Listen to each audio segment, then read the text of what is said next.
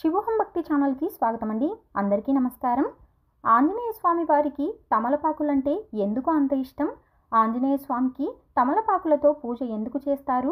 ఆంజనేయ స్వామికి తమలపాకులతో పూజ చేయటం వలన కలిగే ప్రయోజనాలు ఏమిటో పూర్తి వివరంగా తెలుసుకుందామండి.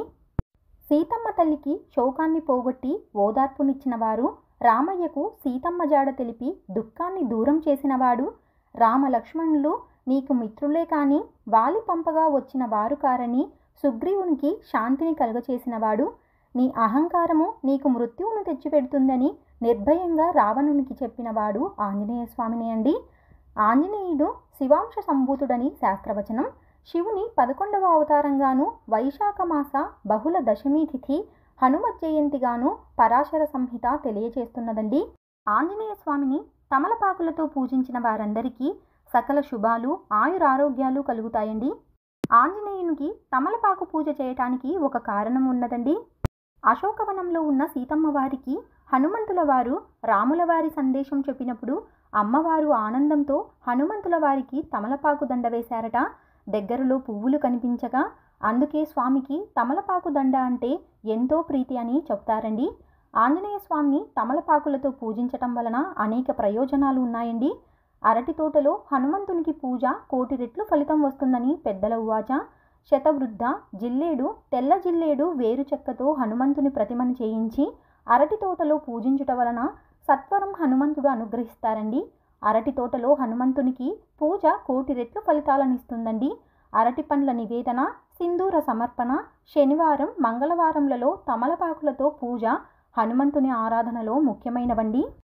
మరొక కథనం ప్రకారం ఒకసారి సీతమ్మ తల్లి అందించే తమలపాకుల చిలకల్ని సేవిస్తున్న శ్రీరాముని వద్దకు వచ్చిన ఆంజనేయ స్వామి శ్రీరాముల వారిని, స్వామి ఏమిటది, మీ నోరు అంత ఎర్రగా ఎందుకయ్యింది అని అడగగా, అప్పుడు శ్రీరాముల వారు తమలపాకులు తింటే నోరు ఎర్రగా అవుతుందని, అంతేకాకుండా ఆరోగ్యానికి చాలా మంచిదని చెప్పగానే వెంటనే ఆంజనేయ స్వామి అక్కడి నుండి వెళ్ళిపోయి కొంతసేపటికి ఒళ్ళంతా తమలపాకులను కట్టుకుని గంతులు వేసుకుంటూ ఆనందంగా వచ్చారట. స్వామివారు ఎక్కువగా తమలపాకు తోటలోనూ అరటి తోటలోనూ విహరిస్తూ ఉంటారండి. ఆంజనేయ స్వామి రుద్ర సంభూతుడు. తమలపాకులు శాంతినిస్తాయి. అందువలన తమలపాకులతో పూజించటం వలన మనకు కూడా శాంతి, సుఖము లభిస్తాయండి.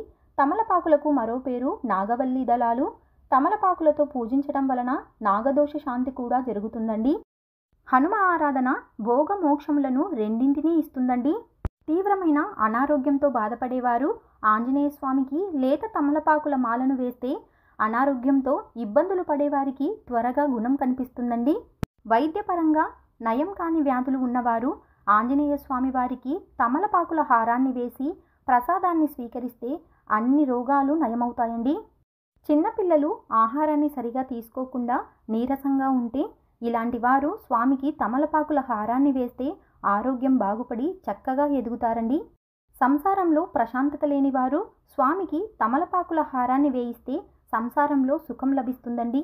సంసారంలో నష్టాలు కలుగుతున్న వారు ఆంజనేయ స్వామికి తమలపాకుల హారాన్ని వేయించి తమలపాకులు, పండ్లు దక్షిణా సమేతంగా దానం చేస్తే వ్యాపారం వృద్ధిలోకి వస్తుందండి.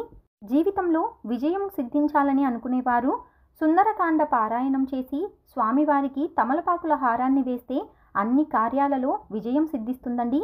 తాంబూల దానంతో గంగాదేవి సంతృప్తి పడుతుందండి. పర్ణ ప్రసాదాన్ని ఆంజనేయ స్వామి పూజలో కూడా వాడుతూ ఉంటారండి. తమలపాకులతో మాలను తయారు చేసి ఆంజనేయ స్వామికి వేయాలండి. అనంతరం తమలపాకులను భక్తులకు ప్రసాదంగా ఇస్తారండి. దీనినే పర్ణ ప్రసాదమని అంటారండి. వాద ప్రతివాదాలలో జయం కలగాలంటే ఆంజనేయ స్వామి వారిని ప్రార్థించి తమలపాకుల హారాన్ని సమర్పించి ప్రసాదం తీసుకున్నట్లయితే అన్ని కార్యాలలో జయం మనదే అవుతుందండి. ఆంజనేయ స్వామి వారి అనుగ్రహం కలగాలంటే హనుమాన్ చాలీసా చదివి స్వామిని ప్రార్థించి తమలపాకుల హారాన్ని వేయటం వలన స్వామివారి అనుగ్రహం తప్పకుండా కలుగుతుందండి. ఇంట్లో మాంత్రిక దోషాలు ఉన్నవారు, మంత్ర సంబంధమైన పీడలతో బాధపడేవారు ఆంజనేయ స్వామికి తమలపాకుల హారాన్ని వేస్తే మంత్ర సంబంధమైన పీడలన్నీ తొలగిపోతాయండి. సమాజంలో గౌరవ మర్యాదల కోసం ఆంజనేయ స్వామి వారికి తమలపాకుల హారాన్ని సమర్పిస్తే సంఘంలో గౌరవం లభిస్తుందండి. శనేశ్వర దృష్టి ఉన్నవారు ఆంజనేయ స్వామికి తమలపాకుల హారాన్ని వేస్తే శనీశ్వరుని అనుగ్రహం కలుగుతుందండి. తెలుసుకున్నాం కదా అండి. ఆంజనేయ స్వామి వారికి తమలపాకులంటే ఎందుకు అంత ఇష్టమో, తమలపాకులతో పూజ ఎందుకు చేస్తారు అన్న పూర్తి విషయాలను మరొక వీడియోలో మళ్ళీ కలుసుకుందామండి. సెలవు మరి. సర్వం ఈశ్వరార్పణమస్తు. స్వస్తి.